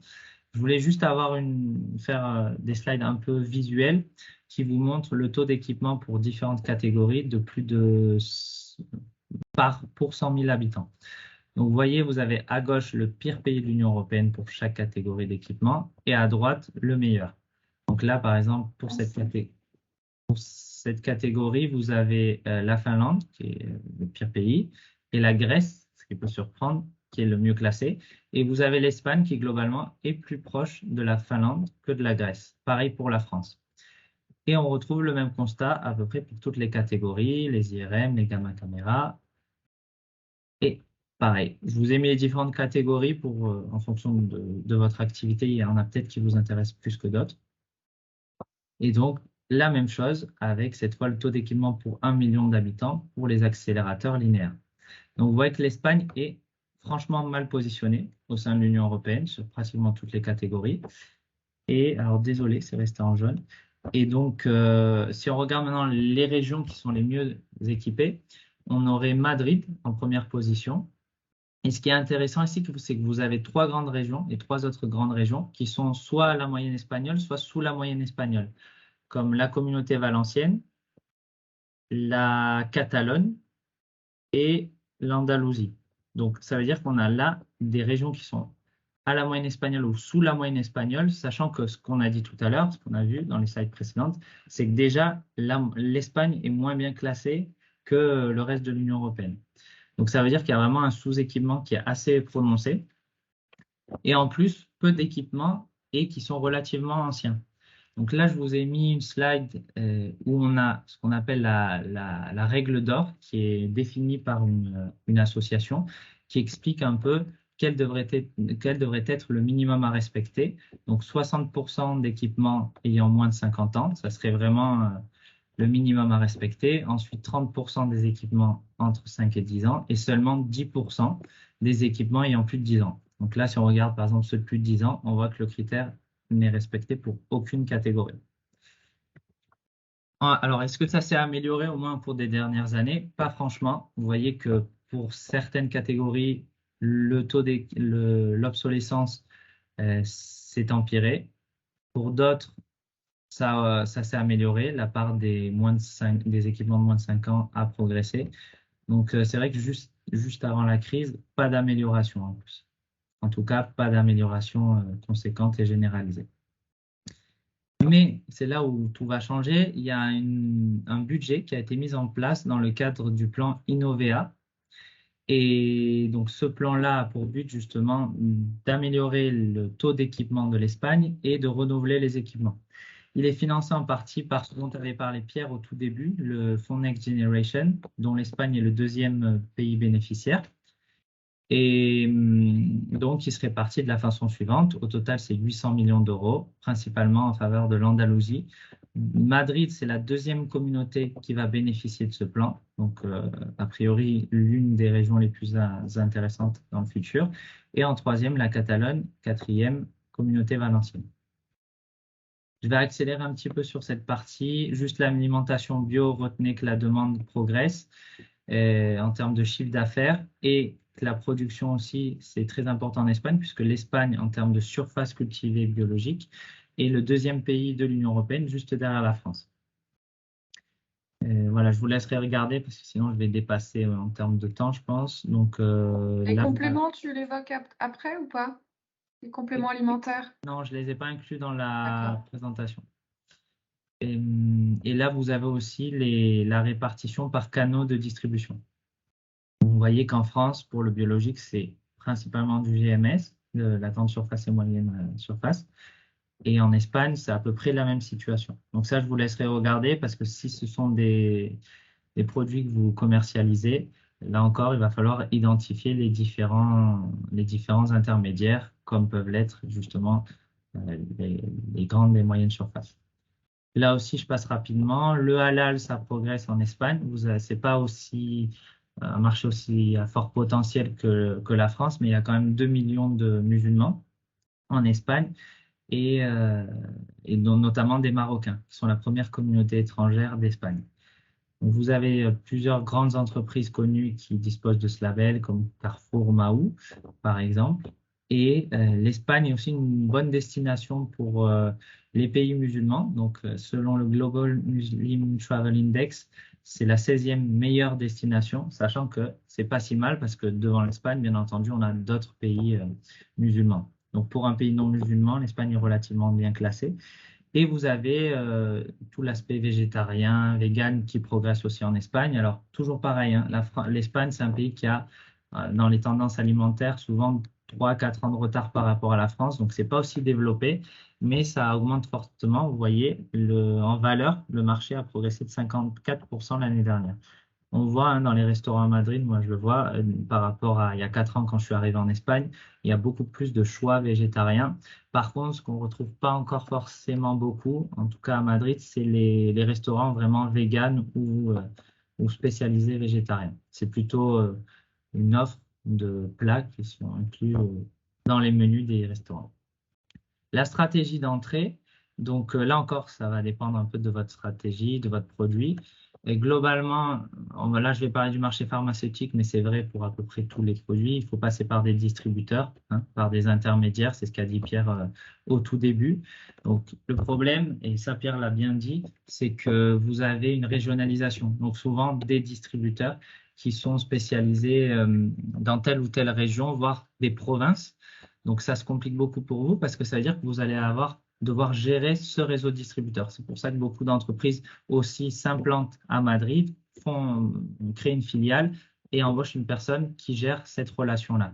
Alors, ça a des avantages et des inconvénients. Les Français s'en plaignent beaucoup parce qu'on retrouve ce phénomène de régionalisation dans beaucoup de secteurs. Inconvénient, ça vous demande plus de travail. Avantage, c'est que vous n'avez pas un distributeur exclusif. Parce que quand vous avez un distributeur exclusif, ça veut dire que vous êtes dépendant. On a beaucoup d'entreprises qui vendent beaucoup en Espagne, mais en fait, le jour où le distributeur exclusif décide de ne plus collaborer avec l'entreprise française perd tout son marché et donc doit revenir à zéro. Donc là, ça dilue un peu le risque entre plusieurs distributeurs. Sur le marché des médicaments, je vous ai pris l'exemple. Le canal de distribution traditionnel, c'est le suivant. Les laboratoires vendent aux grossistes, qui vendent aux pharmacies, et la pharmacie vend aux patients. Donc voilà, ensuite vous avez d'autres canaux. Hein. Vous voyez, là je vous ai mis vraiment les détails, vous regarderez. Et il y a quand même des laboratoires qui vendent directement aux pharmacies, mais plutôt les pharmacies d'hôpitaux ou de centres de santé. Si on parle des pharmacies, des autres pharmacies, c'est quand même en très grande partie les grossistes qui vendent à ces pharmacies. Et comme je vous disais tout à l'heure, Catel, tu me posais la question sur les coopératives. C'est vrai que en fait, ces grossistes-là, souvent, appartiennent à ces pharmacies-là, sous forme de coopératives. Vous verrez tout à l'heure sur les 10 premiers distributeurs de produits pharmaceutiques, en fait, 9 sont des coopératives de pharmacie. Vous avez Présent plusieurs... sur toute l'Espagne, du coup, enfin, je veux dire, c'est des coopératives régionales ou... Oui, alors voilà, même si c'est de grandes coopératives, souvent il y a des coopératives régionales. Ça, on le verra, par exemple, il y a un groupe qui est, je crois que c'est Unifar, je regarde dans les slides suivantes, qui est certes un grand groupe, je crois que c'est le 4e ou le 5e d'Espagne, mais en fait, quand on regarde de plus près, c'est un ensemble de coopératives régionales. Donc voilà, même dans les grandes entreprises, parfois, on retombe sur des coopératives régionales. Là, ensuite, je vous ai mis les différents profils des entrepôts, des grossistes. Donc, sachez alors, il y a les entreprises les grossistes que tout le monde connaît, les entrepôts sous contrat, donc qui sont mandatés par les laboratoires pour effectuer certaines activités de distribution. Et vous avez les entrepôts douaniers, ça vous concernera pas, c'est plus pour l'importation temporaire, par exemple, d'un pays. Ça rentre dans la zone douanière sans payer les taxes et ensuite c'est réexporté vers d'autres pays. Donc là, je ne pense pas que ça vous concernera. Et on a les intermédiaires, les courtiers, qui fonctionnent un peu comme des agents commerciaux. Et enfin, ce dont je vous parlais tout à l'heure, des laboratoires qui, malgré tout, arrivent parfois à vendre en direct. Donc, vous avez 604 entités de distribution ou de négociation dans le cadre des entreprises de courtage. Là, je vous ai indiqué un petit peu la fonction de chacun. Je vous laisserai lire, mais c'est globalement ce que je vous ai expliqué. Et si vous voulez aller sur ce marché, c'est important de comprendre quel intermédiaire est habilité à vendre quel type de médicaments. Donc là, par exemple, si c'est des médicaments vendus sous ordonnance, il y a des restrictions. C'est que les pharmacies qui peuvent les commercialiser et seulement en présentiel. Si c'est des médicaments sans ordonnance, les pharmacies ont toujours le monopole, ce qui est très critiqué par l'autorité de la concurrence, mais cette fois, elles peuvent vendre aussi en ligne. Donc ça, effectivement, c'est critiqué régulièrement comme un monopole des pharmacies.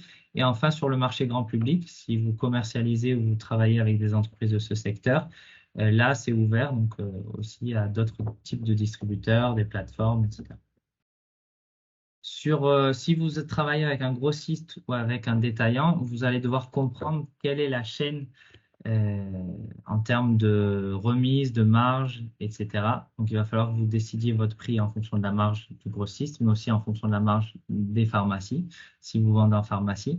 Donc, c'est important de comprendre ce système. Là, je vous invite à consulter le décret royal que vous voyez ici, le 823-2008, qui fixe les règles en la matière.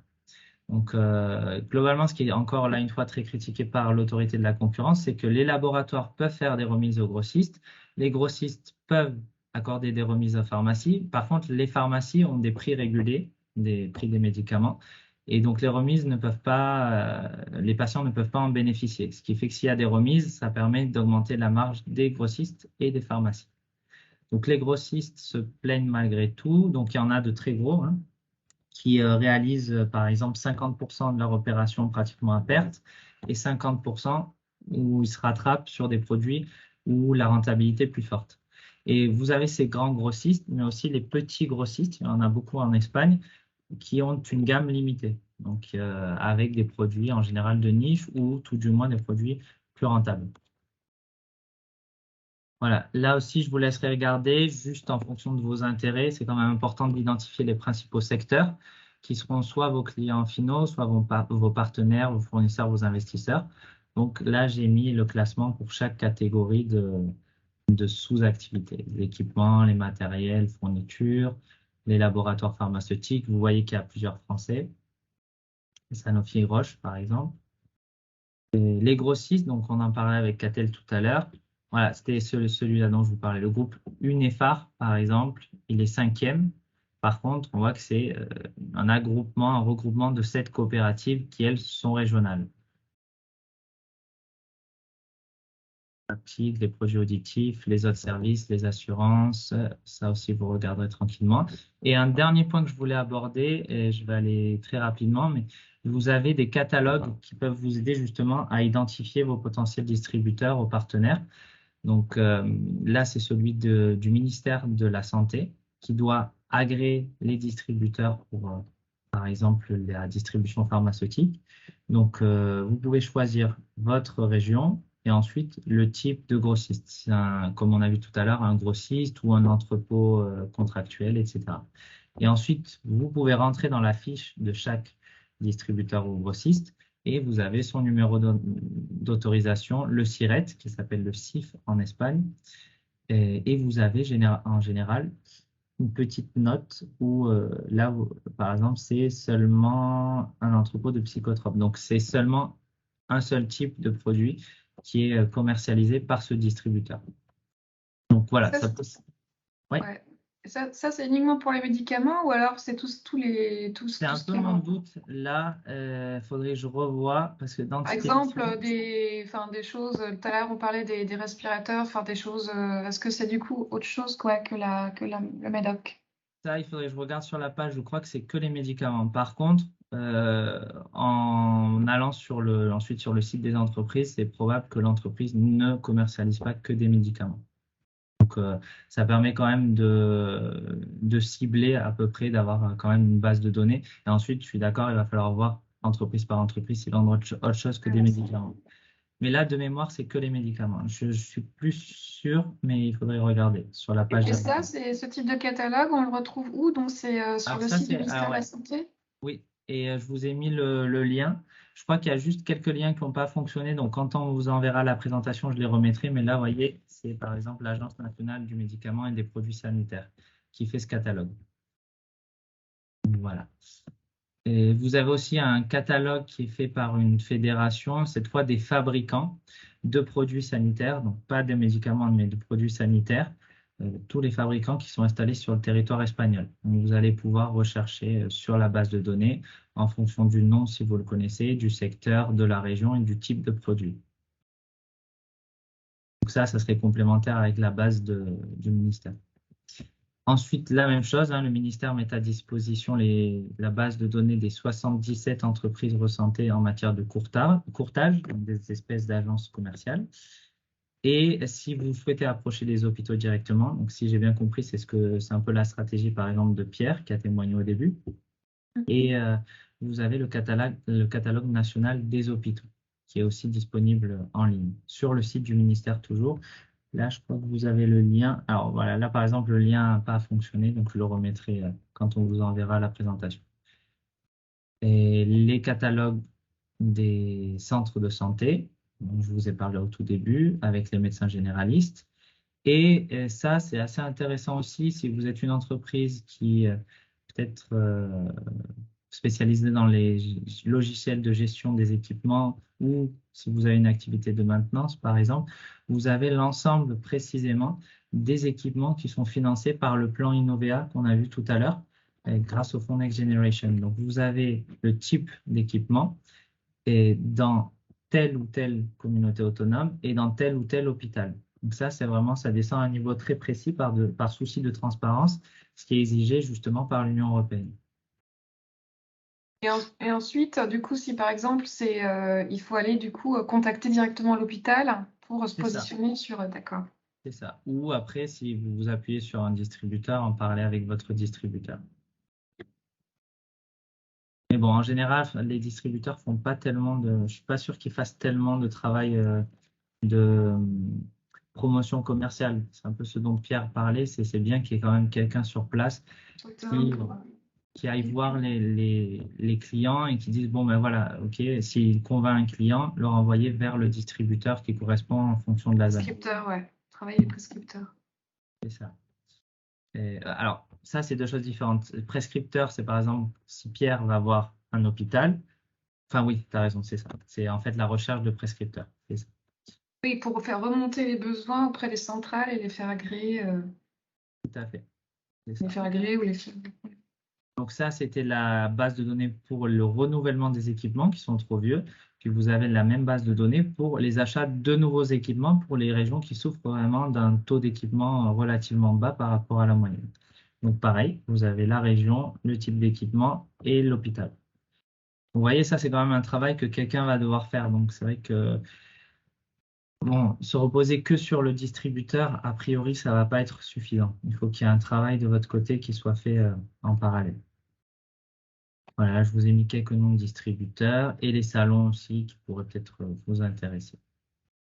Et cerise sur le gâteau, est-ce qu'il existe, du coup, pour ceux qui pourraient être intéressés, justement la liste de tous les hôpitaux, établissements publics et privés, Oui, avec c'est éventuellement les... D'accord.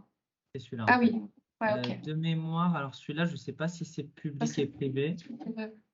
Alors, public, c'est sûr, c'est sur le ministère de la Santé et je pense qu'il y a aussi les hôpitaux privés à vérifier.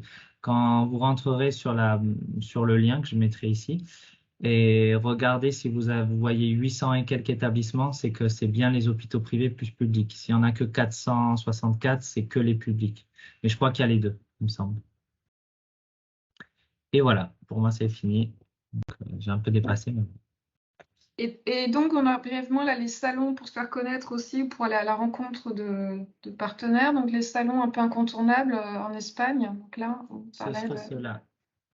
Calcaire, Expotica. Alors, il y en a peut-être d'autres, hein. Peut-être je referai une recherche complémentaire, mais voilà, c'est parmi les plus connus. Les congrès aussi, les congrès par spécialité, est-ce que c'est quelque chose qui permet, puisqu'on parle, qui est assez développé ou pas? Alors, je ne serai pas très répondre sur le secteur particulièrement de la santé. En termes de congrès, je pense que oui. On avait travaillé notamment avec une entreprise basque qui nous avait parlé de ça sur l'Espagne. Parce qu'il faut savoir que Madrid, en termes de foires, de salons et congrès, il me semble que c'est la 4e ville d'Europe. Donc, je pense que en cherchant, il doit y avoir quelques gros congrès dans le secteur.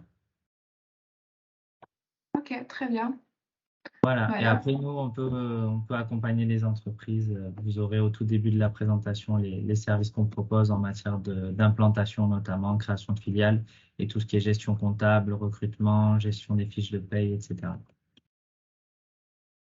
Alors, je sais pas, si quelqu'un a des questions avant qu'on clôture ce Ouais. webinaire. Excusez-moi, juste une question, c'est toujours Sébastien Duré, Open. Vous avez parlé d'Innovea, donc qui est un financement pour les achats d'équipements. C'est uniquement de l'équipement ou ça peut concerner des solutions logicielles ou numériques? Je crois que c'est que de l'équipement. Après, il faudrait voir parce qu'effectivement, par défaut, je comprends qu'il va falloir aussi qu'ils s'équipent peut-être de nouveaux logiciels, mais sur le plan Innovea, c'est vraiment que les équipements. Et Donc, voilà, est-ce que vous savez s'il y a des plans d'investissement nationaux ou des financements d'État, comme c'est le cas en France et en Allemagne, par exemple, où le gouvernement met des budgets sur la table pour que les établissements de santé s'équipent et se digitalisent? oui, alors après, ce qu'il y a, c'est que je ne saurais pas vous dire précisément combien ou de quel plan ça dépend. Mais oui, il y a disons, ce genre d'initiative qui est pris par le gouvernement. Après, je n'ai pas l'information précise sur les montants, etc. Je sais que sur, par exemple, tout ce qui est partage de données, l'Espagne essaie de faire un peu plus d'efforts sur l'interopérabilité des données, la gestion des données de santé. Sachant que, en fait, ce qui est problématique, c'est que chaque région, chaque communauté espagnole a sa propre base de données, son propre fonctionnement. Donc, il y a des initiatives qui visent à harmoniser ça, sachant qu'il y a certaines communautés qui restent un peu en marge de ce mouvement-là. Mais voilà. Après, de toute façon, il va y avoir des besoins. S'il y a plus de données de santé à gérer, s'il y a plus d'équipements, il y aura des besoins. Au niveau du financement public en particulier, j'ai lu quelques lignes de financement, mais je ne pourrais pas vous dire s'il y a un plan particulier aussi important, par exemple le plan Innovea, qui lui est vraiment focalisé sur les dispositifs médicaux. Est-ce que c'est possible d'essayer de trouver l'information, cas échéant? Oui, pas de souci. Parce que c'est vrai que ça concerne un certain nombre de sociétés ici, Automne. Ok. Est-ce qu'il y aurait d'autres questions? Je regarde dans la liste des gens que Morgane, peut-être. J'ai du monde. J'ai pas de questions, c'était très complet, merci beaucoup. Je reverrai tout ça, je remettrai tout ça à plat dans les prochains jours, mais c'était très intéressant, très complet. Merci pour le témoignage aussi de Pierre. Et puis, bah, écoutez, si jamais de toute façon on a des questions à l'avenir, on saura où vous trouver. Et puis, mais en tout cas, un grand merci. Pareil, Très bien. pas de question de ma part. Un grand merci. C'est probablement la meilleure présentation qu'on ait jamais eue. Voilà. Je vous remercie. Merci Oui. beaucoup. D'accord. Merci. Céline Apisi, merci beaucoup, c'était très intéressant. Merci à vous d'avoir participé. Très bien. Ben, merci en tout cas à tous d'avoir aussi d'avoir participé à ce webinaire. S'il y a d'autres questions, de toute façon, n'hésitez pas à nous contacter. Comme l'a dit Karen au tout début, donc le webinaire sera disponible et la présentation disponible sur le site de BCI d'ici quelques jours. Prochain focus santé, donc les dates sont à venir et vous pouvez le retrouver sur le site de BCI dans la rubrique événements, donc événements, réunions d'information. Donc on vous communiquera donc les dates prochainement avec les focus envisagés. Donc on travaille sur la programmation en ce moment. Voilà, bien écoutez, merci et merci beaucoup à Florian en tout cas pour cette présentation très limpide. Merci à toi pour l'organisation. Et Ok. voilà, si vous avez des questions, bah, vous pouvez contacter Catel ou Karen et puis on y répondra. Merci à tous et on Merci vous beaucoup. souhaite une très bonne journée. Bonne À journée, au revoir. bientôt. Merci, bonne Merci, au journée. revoir. Merci, au revoir.